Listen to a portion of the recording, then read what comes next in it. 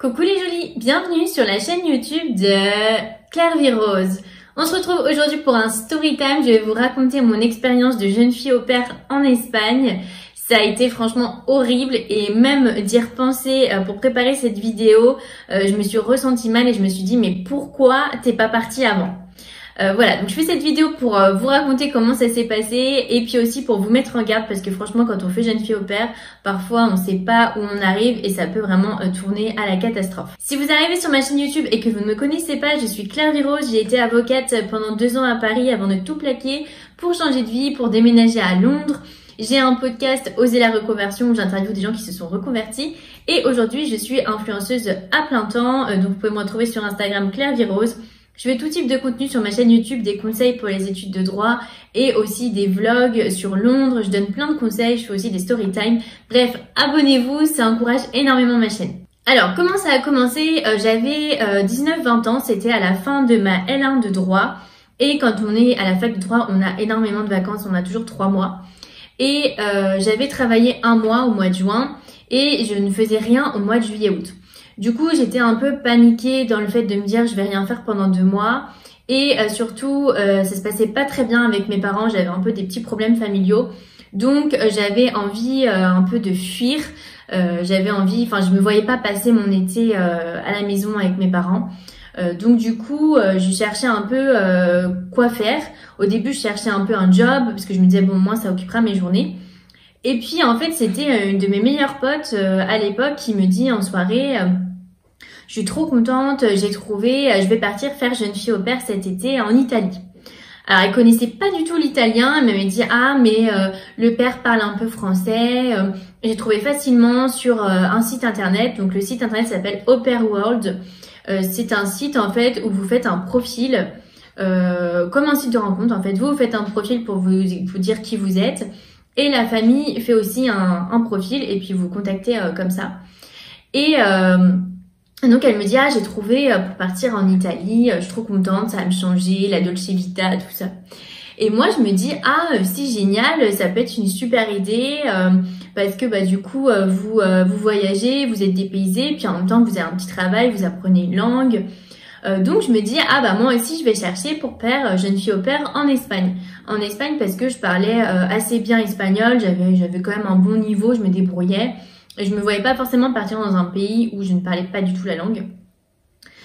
Et en plus en Espagne je me disais je vais essayer de chercher plutôt au bord de la mer, comme ça sera toujours plus sympa, je pourrais aussi aller un peu à la mer, ça ferait un peu vacances. Donc je me suis mise sur le site Au Pair World et j'ai eu énormément de messages sur le site. Vous avez en fait un peu des catégories, par exemple si vous êtes d'accord avec avoir des enfants handicapés. Là j'avais mis non, c'est très important pour la suite de l'histoire. Vous dites de quel âge à quel âge. Par exemple moi j'avais dit que je voulais pas m'occuper de bébé parce que je m'y connaissais pas trop. Vous mettez plein de critères. Et donc j'ai envoyé quelques messages à plusieurs familles. Je me rappelle que j'avais été aussi en contact avec quelqu'un à Madrid. Et là, ça m'avait un peu alertée parce qu'elle habitait en fait à 1 heure de Madrid et son gros truc, c'était qu'elle proposait le pass de transport en fait. Elle offrait le pass et je me suis dit, mais si je suis dans une banlieue à Madrid où je pourrais aller de temps en temps à Madrid, enfin c'est horrible quoi. Donc faites bien attention parce que franchement sur le site, c'est souvent des endroits ultra paumés. Donc j'ai trouvé super vite la famille, ça s'est fait à peu près en 3 jours. Et donc la famille était à Tarragona. Tarragona c'est à 1 heure de Barcelone. Donc sur le papier je me disais génial, en plus au bord de la mer, donc ça remplissait tous les critères.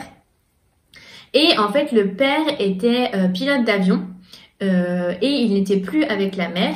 Il était super jeune, il avait 27 ans et la mère, je vais vous le dire après, mais elle avait... encore plus jeune, elle avait genre 22-23 ans et les petits avaient 7 ans et 4 ans. Donc ils les ont eu vraiment très très très jeunes. Et moi j'avais pas compris, j'avais compris genre qu'il était veuf, que la mère était morte. Parce que quand on avait fait l'entretien, j'avais pas tout compris, je parlais pas hyper bien espagnol. Et en fait, l'idée c'était que les enfants étaient chez les grands-parents à Tarragona. Et ils voulaient en fait que moi je passe l'été avec eux. Donc on s'était parlé fin juin je crois. Il voulait que je vienne 2 mois juillet-août. Et ensuite l'idée pour lui c'était de prendre les petits avec lui pour déménager à Nantes en septembre. parce que lui était pilote d'avion et en fait sa compagnie ouvrait une ligne à Nantes. Et moi j'étais nantaise. Et donc du coup c'est pour ça qu'il m'avait choisi, parce qu'il s'était dit que si ça se passait bien avec les petits, bah du coup après peut-être on pourrait continuer à avoir des liens, peut-être les garder un peu à Nantes. Et franchement ça s'est fait très vite, j'ai eu un entretien Skype avec lui de genre 30 minutes bon franchement je le regrette un peu finalement, parce que je pense que c'est bien d'avoir un peu plus de temps, surtout que je n'avais pas tout compris ce qu'il m'avait dit. Je sais plus si on avait parlé en anglais ou en espagnol. Et à l'entretien il m'avait dit, il m'avait parlé vite fait de la mère, mais j'avais pas bien compris, j'avais juste compris qu'en gros elle ne serait pas là. Et il m'avait aussi parlé de sa sœur qui avait 13 ans. Et il m'avait dit, ah, faudra un peu des fois que tu t'occupes de la sœur. Et j'avais pas compris, et ça a eu une importance énorme après pour la suite de l'histoire. Et en fait, moi je m'étais dit, ah ça va être génial, moi j'avais 20 ans. Je m'étais dit trop bien, on pourrait peut-être aller faire les magasins ensemble, ça me ferait un peu une copine. Enfin j'étais super emballée par la sœur de 13 ans. Et enfin bref. Du coup, on a fait Skype, mais franchement, je suis partie genre 2 jours après, un truc comme ça. J'ai pris des billets d'avion super vite. Lui, je l'ai rencontré quand je suis partie. En fait, il était à Nantes. Donc, il est venu en fait quand j'ai pris l'avion. Et quand je suis arrivée, c'est ses parents à lui qui sont venus me chercher, donc les grands-parents. Et en fait, l'idée, c'était que j'habite chez les grands-parents. Et lui, en fait, venait 2-3 jours par semaine en week-end. Et donc, à ce moment-là, il me staffait un peu. Mais en fait, franchement, ça a été hyper problématique parce que les grands-parents, je sais pas si vraiment ils étaient ok avec cette idée d'une jeune fille au pair. C'était lui qui voulait, mais en même temps, lui, il était jamais là. Enfin, donc c'était un peu compliqué de trouver ma place dans ce contexte. Bref, du coup, le deal, c'était que j'étais payée 70 € par semaine. Franchement, quand j'y repense, je trouve que c'est super faible et j'étais nourrie, logée. Bref, du coup, j'arrive, ils viennent me chercher à l'aéroport. Et là, je me rappelle, j'étais trop contente parce qu'il m'avait emmenée en McDo en arrivant.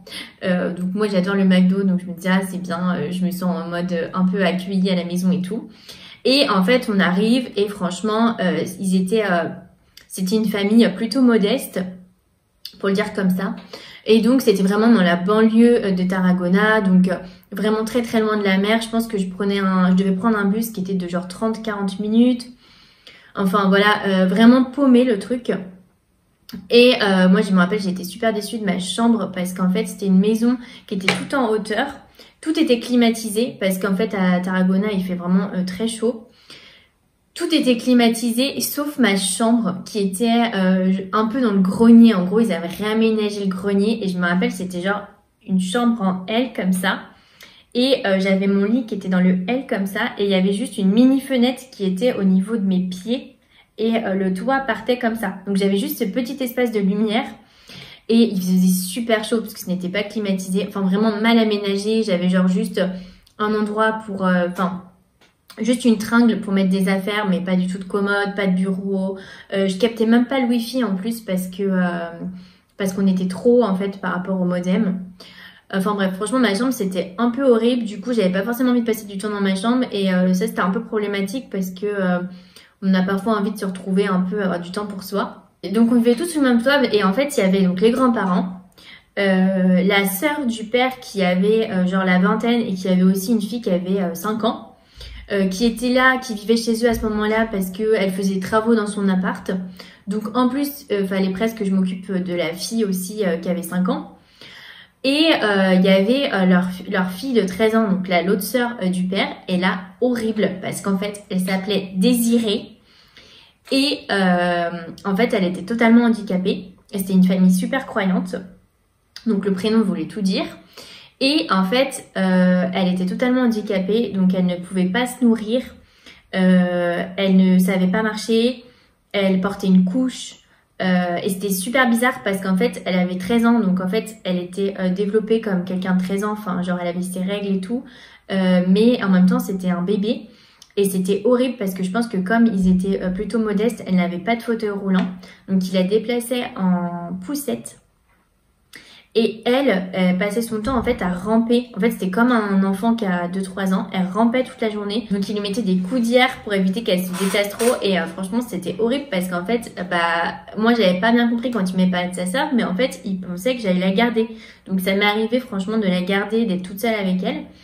Et elle ne parlait pas, elle ne mangeait pas toute seule, elle se déplaçait pas toute seule. Et franchement, c'était pire qu'un enfant jeune parce que bah, elle était quand même grande, donc vous savez pas trop comment la déplacer, comment s'en occuper. Enfin, franchement, c'était horrible. En plus, c'était super déprimant. Et je me sentais trahie parce que moi, j'avais dit que je ne voulais pas m'occuper d'enfants handicapés. Enfin, vraiment, c'était horrible. En plus, elle était tout le temps avec nous parce qu'en fait, elle voulait jouer avec les autres enfants, mais en fait, elle passait son temps à tout détruire parce qu'en fait, elle avait ses mains qui étaient un peu comme ça, elle savait pas se servir de ses mains. Enfin, je sais pas quelle maladie elle avait, mais franchement, c'était horrible.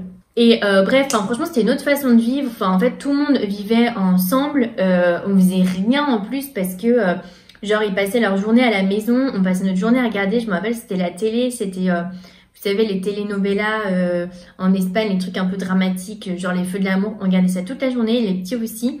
Et moi, j'essayais un peu de faire des activités avec les petits. Mais en fait, ils voulaient pas trop. Enfin, c'était dur de faire des choses. Il y avait pas trop d'espace. On n'avait pas de jardin. Enfin, je vous parlerai après des petits, mais c'était horrible.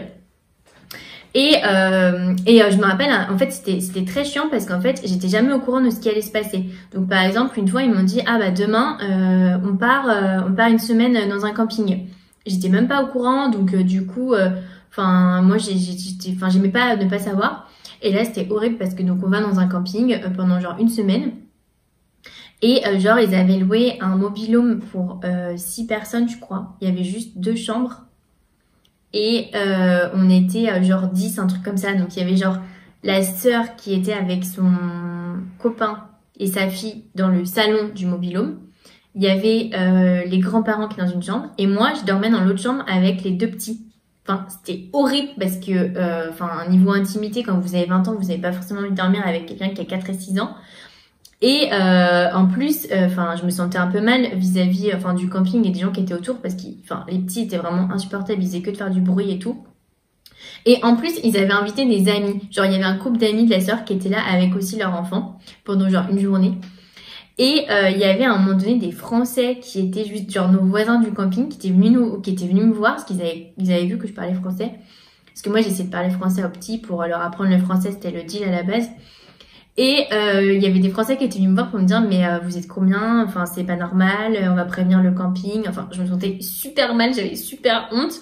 Et ça je venais juste d'arriver, ça faisait peut-être 10 jours que j'étais là. Bref, maintenant je vais vous parler des petits. Donc les petits ils avaient 4 et 7 ans. Et en fait je pense qu'ils étaient complètement perdus parce que leur père était jamais là. En plus il avait 27 ans donc très jeune. Et leur mère en fait elle avait franchement elle avait peut-être 2 ans de plus que moi, elle avait genre 22 ans. Et en fait, leur mère, elle s'occupait pas des petits, donc elle venait genre une journée par semaine les voir.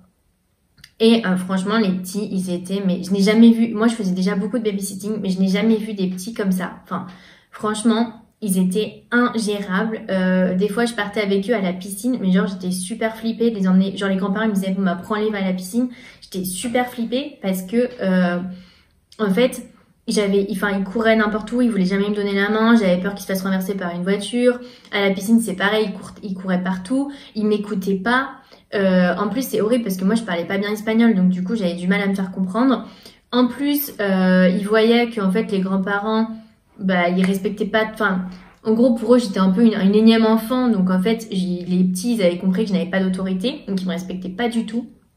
Pour vous dire, à un moment donné, il y a le petit de 7 ans qui m'a craché dessus. Il m'a craché au visage. Genre, je lui ai dit, non, tu ne fais pas ça. Il m'a craché dessus. Enfin, ça m'avait vraiment trop choquée. Enfin, vraiment intenable, ingérable. J'étais vraiment trop flippée. J'avais peur. À chaque fois que je devais les garder, j'avais peur qu'il leur arrive quelque chose. Et du coup, franchement, j'ai pas du tout trouvé ma place, en fait. Donc, du coup, c'était toujours les grands-parents qui s'en occupaient. Et moi, bah, j'étais là à côté et si les grands-parents partaient, je m'en occupais. Mais franchement, c'est vrai que je les gardais pas du tout, quoi. Et je me rappelle, pour la petite anecdote, c'était genre le linge. Normalement, je devais censé m'occuper de la lessive des enfants. En fait, avec le recul, je me rends compte que le père, je pense que les parents, ils en pouvaient plus des petits. Donc, il avait dû dire, bon, bah, je vais prendre une jeune fille au père pour vous aider. Et sauf qu'en fait, bah, moi, j'étais jeune, hein, j'avais 19-20 ans. J'ai pas réussi en fait à trouver ma place et les grands-parents ils avaient toujours l'habitude de tout faire pour les petits donc ils m'ont pas non plus donné de place. Donc par exemple la lessive, bah en fait je le faisais jamais parce que bah, la grand-mère elle prenait toutes les affaires et puis bah elle le faisait quoi. Et donc après quand le père venait il m'engueulait en mode mais pourquoi tu fais pas leur lessive? Mais moi j'allais pas aller dans le bac de linge sale de toute la famille pour trier. Enfin c'est des trucs comme ça. D'ailleurs, je viens de me rappeler que les petits dormaient aussi avec les grands-parents. Enfin, pour vous dire, c'était très bizarre comme ambiance. Et pour vous parler de la mère, en fait, ouais, donc trop drôle. Moi, je pensais qu'elle était, je pensais qu'elle était limite qu'il était veuf, quoi, parce que il parlait jamais de la mère, c'était un peu bizarre. Et quand je l'ai vue arriver, j'ai halluciné parce que voilà, elle avait 2 ans de plus que moi, elle avait genre 22 ans. Et donc, elle venait une journée par semaine comme ça pour s'occuper des enfants. Donc, je sais pas ce qui s'était passé entre eux. Et à un moment donné, donc pareil, prévenue au dernier moment, j'apprends qu'en fait, j'allais passer 2 semaines chez la mère avec les petits. Je pense que c'était genre ces 2 semaines de vacances. Elle travaillait, donc moi, je devais les garder. Horrible aussi parce que du coup, on était en appartement tout petit, genre les enfants dormaient avec la mère dans le même lit et moi, j'avais genre la chambre d'un petit, toute petite. Et à ce moment-là, je me rappelle, c'était trop drôle parce qu'elle avait invité une copine et du coup, elle parlait et j'avais entendu qu'elle disait mais je trouve bizarre quand même que le père ait choisi Clairvy parce que comme par hasard, il a pris quelqu'un qui me ressemble. Enfin, un peu bizarre comme ambiance. Et je comprends que le père est en train de choisir une nouvelle fille. En gros, qu'il est en train de faire passer des entretiens pour encore une nouvelle jeune fille au père. Et pareil, elle dit ah mais comme par hasard elle me ressemble et tout. Et du coup, genre juste après, je vois le père qui était en train un peu d'être sur des sites de jeunes filles au père et tout, mais trop bizarre parce que ça faisait genre un mois et demi que j'étais là et moi je devais partir ça faisait 1 mois je crois, et moi je devais partir dans 1 mois. Donc je comprenais pas pourquoi il était sur des sites et franchement ça se passait pas bien parce que moi je voyais bien que je faisais rien et j'arrivais pas en fait à m'occuper des petits, je m'occupais juste quand les gens partaient. Du coup, j'étais un peu flippée en mode, est-ce qu'en fait, il essaye de me remplacer? Est-ce que je vais devoir partir? Parce que moi, j'avais déjà mon billet de retour qui était genre dans 1 mois, quoi. Et d'ailleurs, quand j'y repense, le père aussi était un peu bizarre avec moi parce que moi, j'avais genre 20 ans, lui, il avait 27 ans.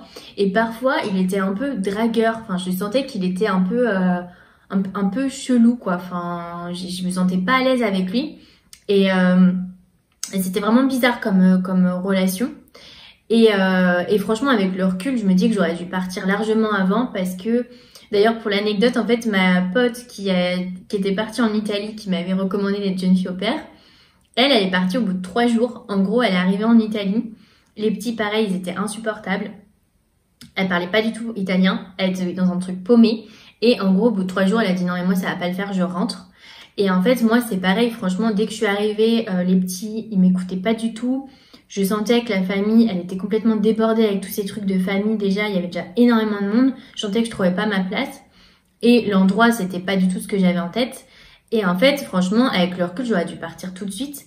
Mais en fait, je sais pas si c'est du courage ou de l'obstination ou un peu de l'ego. En gros, je m'étais dit, voilà, je suis partie 2 mois. J'ai dit à tout le monde que je partais de 2 mois. Je vais pas revenir en fait plus tôt. Enfin, j'avais un peu honte et je me disais, voilà, c'est un engagement. T'as dit que tu partais 2 mois, tu pars 2 mois.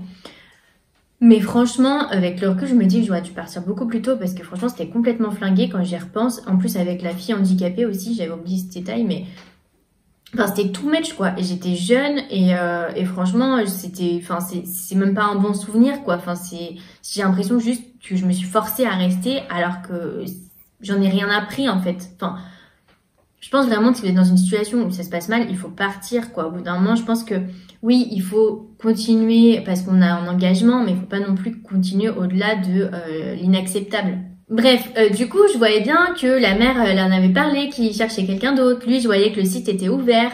Donc, je trouvais ça un peu bizarre. Bref, il revient. Déjà, le père, c'était horrible parce qu'en fait, je savais jamais quand il revenait. On communiquait pas du tout. Moi, en gros, quand il revenait, quand il était là, c'était le moment où j'avais le droit de sortir un peu. Genre, je pouvais le sortir le soir, j'avais des jours off. Mais du coup, comme je savais pas quand il était là, du coup, je pouvais jamais rien organiser. Enfin, c'était trop chiant. C'était lui qui me payait aussi d'ailleurs. Et donc il arrive et tout, puis il me dit Clairvy, faut qu'on parle. Et genre franchement c'était bien 2 semaines avant que je doive partir. Donc ça faisait 1 mois et demi que j'étais là. Et là je m'assois, il me dit bon écoute ça va pas du tout. Donc tout ça en espagnol. Hein. Donc en plus tout le monde pouvait comprendre ce qu'il me disait. Parce que les autres étaient genre dans la cuisine, nous on était dans le salon, mais bon ils entendaient tout. Il me dit ça va pas du tout, je suis pas du tout content de toi, tu t'occupes pas du tout des petits, ils ont pas du tout appris le français, c'était pas du tout le deal. Et là, franchement, je tombe trop de haut parce que moi, je faisais tout pour garder les petits, m'occuper d'eux. Mais bon, franchement, ils étaient super mal élevés. Enfin, j'ai fait mon maximum, quoi. Enfin, j'ai essayé de tout faire, quoi. Enfin, j'ai essayé toujours de proposer des trucs, enfin, de faire des trucs. J'ai essayé au maximum de leur parler français, mais franchement, franchement, ils n'écoutaient rien du tout, quoi. C'était impossible. Ils faisaient que crier. Enfin, ils s'en foutaient complètement. Enfin, c'est un truc de dingue quand on y pense. Le plus grand avait 7 ans, mais vraiment, t'avais l'impression qu'il avait 15 ans, quoi. Enfin, c'était vraiment la grosse racaille, quoi. La grosse crise. Enfin, bref. Et là, du coup, je lui dis, mais franchement, tes enfants, pour être honnête, ils sont super mal élevés. Moi, j'arrive pas du tout à m'en occuper. Donc, personne te le dit peut-être, mais personne n'arrive à s'en occuper. Puisque les grands-parents, c'est pareil, ils n'arrivaient pas du tout à s'en occuper. Bah, pour preuve, ils dormaient avec les deux. Donc, ils n'arrivaient même pas à les coucher dans leur propre lit, quoi. Et je pense qu'en fait, tout le monde était en mode leur laisser tout passer parce qu'ils avaient plus de parents, en fait, les petits. Puisque le père était jamais là, la mère était jamais là. Donc je lui dis mais en fait tes enfants sont super mal élevés, enfin moi j'ai rien pu faire, j'ai fait mon maximum mais voilà quoi. Et d'ailleurs je lui ai pas dit pour ah si, je crois que je lui ai dit que d'ailleurs j'avais pas apprécié parce que sa sœur était handicapée mais il me l'avait pas dit. Donc là il m'a dit ah mais je te l'avais dit mais t'avais du mal à comprendre. Enfin d'accord, mais dans l'annonce j'avais dit que je ne voulais pas m'occuper d'enfants handicapés, donc même si après je réagis pas, justement tu dois un peu plus insister pour bien dire ce qu'il y a quoi. Et il m'avait même pas envoyé de photos, enfin peut-être envoyé des photos avant. Et là, il me dit, donc je vais partir 2 semaines après. Hein. Là, il me dit, bah de toute façon, il faut que tu partes au plus tôt parce que il y a quelqu'un qui va te remplacer et qui arrive dans 3 jours. Donc là, j'ai halluciné parce que moi, à l'époque, j'avais 19-20 ans, j'avais pris mes billets d'avion super en avance parce que ça coûte cher. J'étais quand même payée 70 € par semaine, enfin, vous vous rendez compte, c'est rien quoi. Limite, j'ai même pas pu payer avec cet argent mon vol d'aller et mon vol retour. Enfin bref. Et du coup, il me dit, faut que tu partes le plus tôt parce que je trouvais quelqu'un pour te remplacer. Et là, je lui dis, bon ok, je vais partir au plus tôt. Et là, horrible, je me rappelle, donc je pars, je claque la porte. Et là, je pleure. Et j'appelle mon père. Je lui dis, au début, je me rappelle, j'arrivais même pas à parler parce que tellement je pleurais. Et en fait, c'était horrible parce que j'avais tout gardé pour moi. Et d'ailleurs, pour refaire cette vidéo, j'ai recherché un peu des mails que j'avais envoyés à mes parents pour leur donner des nouvelles. Et c'était horrible parce que à demi-mot, je disais, oui, c'est dur, mais bon, j'apprends l'espagnol, ça se passe de mieux en mieux avec les petits. Enfin, j'essayais trop, en fait, de me rationaliser tout le temps et de me persuader que ça allait. Et là, en fait, j'ai éclaté, quoi. Enfin, j'ai éclaté en sanglots. C'était trop dur parce qu'en fait, j'avais tout gardé pour moi depuis 1 mois et demi. Et franchement, c'était horrible. Et en fait, je l'avais pas dit. Je voulais pas me l'admettre, en fait, à moi aussi, que je m'étais trompée, que c'était horrible. Parce que je voulais me dire que c'était génial, que je partais. Donc, je voulais pas m'admettre, en fait, que c'était horrible. Et à ce moment-là, franchement, j'ai éclaté en sanglots. Je me rappelle, j'étais dans un parc. En plus, j'étais dehors. Et un sentiment de honte un peu parce qu'en fait en gros on vous vire quoi, on vous dit en fait j'ai trouvé quelqu'un, faut que tu te casses, tu fais pas l'affaire. Enfin ça faisait quand même 1 mois et demi que j'étais là, j'avais essayé de créer des liens, enfin c'était horrible. Et là du coup mon père heureusement a trouvé un vol le lendemain après-midi. Et là je me rappelle c'était horrible parce que j'avais genre un peu erré dans les parcs et tout parce que je voulais pas rentrer parce qu'en fait j'avais honte quoi, enfin je savais pas où me mettre, c'était horrible en plus que c'était moi qui avais honte alors que franchement quand j'y repense on vire pas quelqu'un comme ça, surtout à l'étranger, enfin on sait quand même que c'est compliqué de rentrer, c'est compliqué de partir, enfin mais bon avec le père j'avais pas trop créé de lien parce que comme il était jamais trop là finalement c'était plus avec les grands-parents, bref. Et du coup je me rappelle j'avais un peu erré et tout et je rentre le soir assez tard. Et il y avait que la grand-mère qui était là et je lui dis voilà je pars demain matin très tôt à 6 h du matin, au revoir. Et elle, je sentais qu'elle se sentait mal un peu et elle m'avait pris dans ses bras, elle m'avait dit prends soin de toi, tu me donneras des nouvelles. Enfin je sentais qu'en fait elle était un peu dépassée, qu'elle se sentait mal quoi. Et le père était assez très comment dire, il était très tranché. Mais d'ailleurs, il venait d'un milieu super modeste et pour qu'il soit pilote d'avion, faut dire que je pense que c'était quelqu'un qui avait vraiment très forte personnalité, force de caractère. Et je pense que les parents avaient dû lui dire, ça se passe pas très bien. Et donc du coup, il avait dû dire, ok, c'est bon, j'en prends une autre, elle part. Et voilà, très comme ça. Et les parents, je pense qu'ils se sentaient un peu mal parce qu'ils avaient dû se dire, en même temps, on n'avait pas forcément envie qu'elle parte comme ça dans ces conditions. Donc c'était un peu bizarre comme situation. Et le lendemain, j'avais fait exprès, j'avais pris en fait un avion super... Enfin, j'avais pris un taxi très tôt. Parce qu'en plus, j'étais à Tarragona, il fallait que j'aille à Barcelone à 1 heure de voiture. Donc ils étaient venus me chercher la première fois. Et là, pour partir, comme je partais comme une malpropre, il fallait que je me débrouille pour partir toute seule, quoi. Donc franchement, à 20 ans, pas évident. Et du coup, j'avais pris un taxi très très tôt, genre à 6 heures du mat, parce qu'en fait, j'avais pas envie de voir quelqu'un, j'avais envie de voir personne. Donc j'avais descendu mes valises toute seule et tout. Et j'avais pris un taxi à 6 heures du mat qui m'emmenait jusqu'à la gare routière.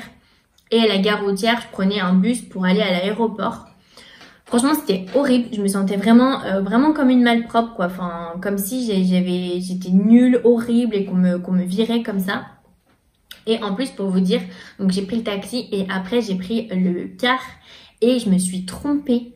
En gros, j'ai loupé l'arrêt de l'aéroport parce que quand il avait dit l'aéroport, il avait dit terminal A. Et moi, j'étais terminal B. Donc, je pensais qu'en fait, après, l'arrêt d'après, c'était terminal B. Et en fait, non. L'arrêt d'après, c'était genre, il allait dans Barcelone à d'autres arrêts. Du coup, j'avais dû demander au chauffeur, mais quand est-ce qu'on s'arrête terminal B? Il m'a dit, on s'arrête pas. Du coup, j'ai dû descendre en catastrophe. Ensuite, reprendre un bus pour l'aéroport. Et après, j'ai erré toute la journée dans l'aéroport parce que mon vol était genre à 18-19 heures. Mais en fait, je voulais partir au plus tôt pour plus les voir, quoi. Et horrible, finalement, du coup, je suis rentrée chez moi et depuis ce jour-là, je n'ai eu aucune nouvelle, zéro nouvelle. Donc, le père m'a jamais donné de nouvelles, les parents non plus, jamais de nouvelles des petits. Alors qu'en plus, du coup, on habitait juste à côté. Franchement, c'est une super mauvaise expérience. Et on dit toujours qu'il y a du bon à prendre dans chaque expérience et tout. Et moi, je suis quelqu'un qui essaye de beaucoup apprendre de tout ce qui se passe. Mais franchement, là, j'ai l'impression...